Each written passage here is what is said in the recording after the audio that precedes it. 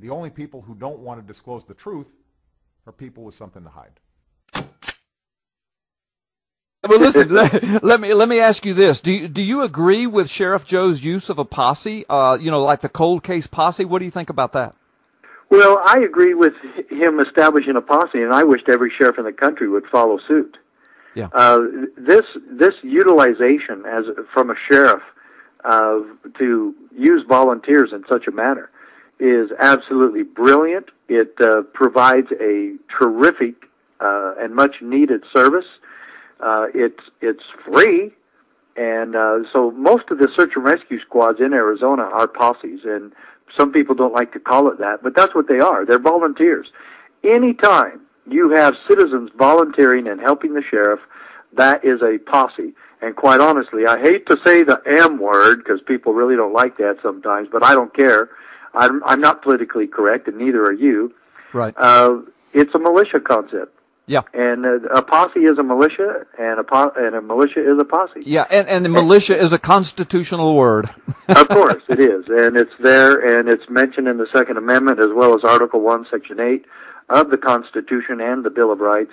And we don't need to be afraid of that. And the media has destroyed that word and made it a bad word, and I care very little for them, and I respect them even less. Right. So, no, the posse is a great idea.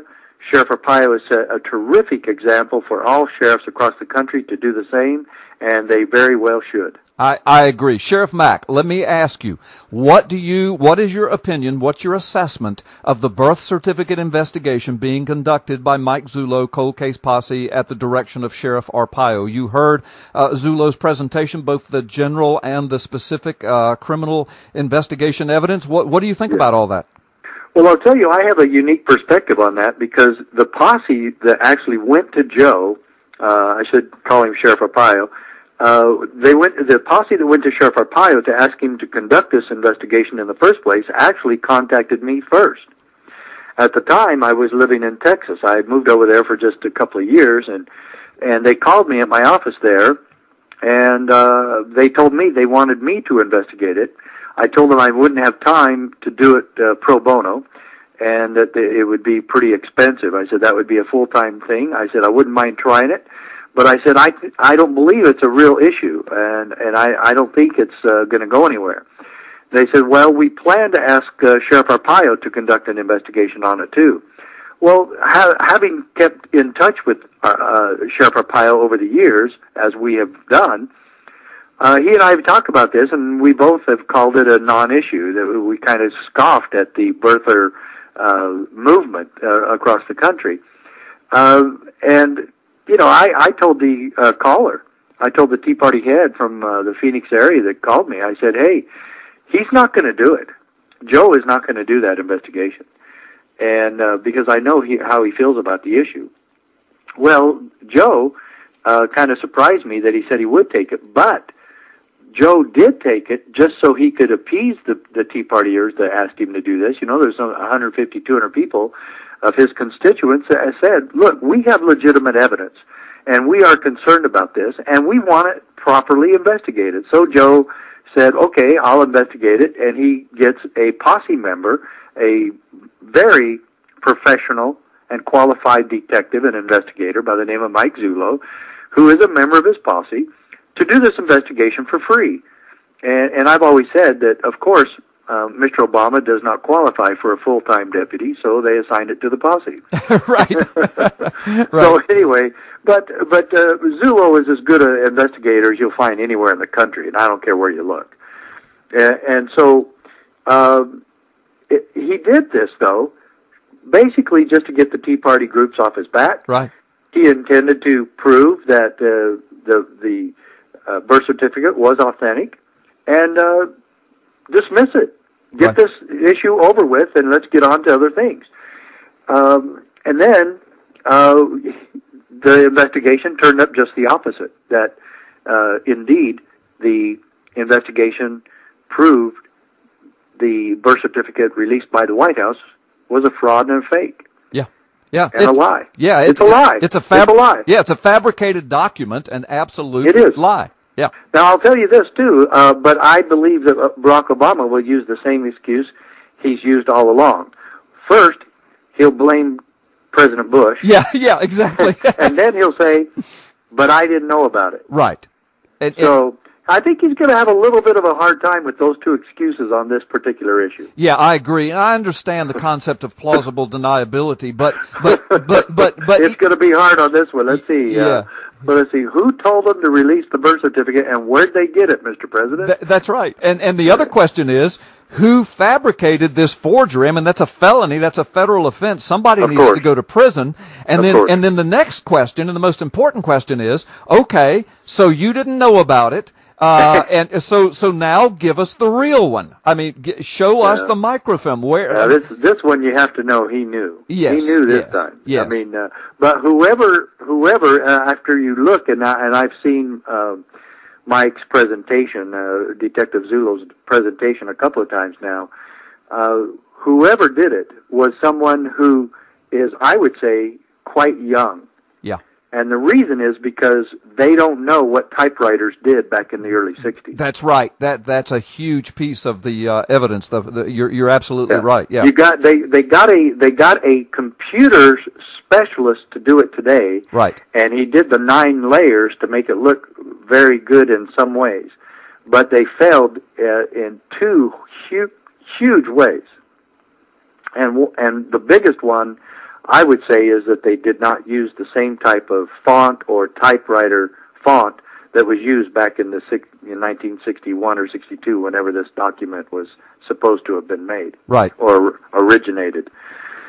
So yeah, it's been an amazing deal, and I can walk into a health department in St. Louis, Missouri, where I was born. I've done this for my children. 20 years after my daughter was born, we went into the health department in Utah, where she was born, and they let us get us a birth certificate.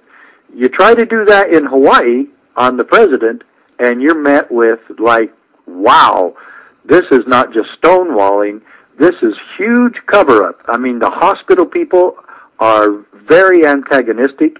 The health department people are antagonistic. The governor's antagonistic. The director of the health department is antagonistic. Everyone there is so bothered, and they even made a law in Hawaii protecting them from having to give any information about public records and specifically birth certificates and live births. Yeah, and the thing that stands out in my mind about that is, wait a minute. Everybody's antagonistic. Wait, this guy was touted and proclaimed and hailed as America's first black president, and so the nation should be proud of that, and so should his state of birth, his hospital of birth. The governor should have monuments and plaques everywhere. The hospital should have it. His birth certificate should be framed in gold and displayed all over the nation. But instead, pass it to everybody. Yeah, but instead it's antagonism, passing laws for themselves so they don't have to give any records. There's something that stinks in Hawaii. Yes, and they even have a law called the vexatious requester. So if anybody ever asks the health department more than one time, it's against the law. Yeah. It's vexatious. No, that's true. I know. They actually, the legislature of Hawaii passed that. I know. It's so astonishing. And I'll tell you what, if anybody wants my birth certificate, I'll show it anytime. Thank you. Me as well. Well, listen, I hate to put you on the spot like this, but a moment ago you said that there were 2 things wrong with it. One of them was the guy didn't know about typewriter fonts in the 60s. Do you remember the other big thing that you were going to say? Yes, the chronology of the number system used back then is out of sequence.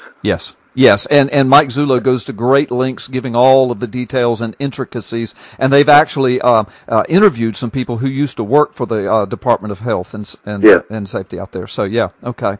All right. It just doesn't fit. That's the one that they should have caught, but they didn't. They were close. Yeah. But sorry, no cigar on this one. Sorry. This one had to be precise. Yeah. So you went from an original scoffer to a believer now, a 100% hardcore believer. 100% hardcore believer. Barack Obama's. I don't know where he was born. Okay. Right. Me either. And quite frankly, I don't think anybody, at least you and I don't. Right. Zulo might know, but I don't. I haven't asked him yet for sure. But what I know is that birth certificate placed on the White House website that was released by the White House. Right. It's a fake, it's a fraud, and it's a lie. Yeah, and it's fabricated, and the big question is, why would the White House feel the need to fabricate a birth document for the President of the United States? And of course, the answer, one of the possible answers to that is scary.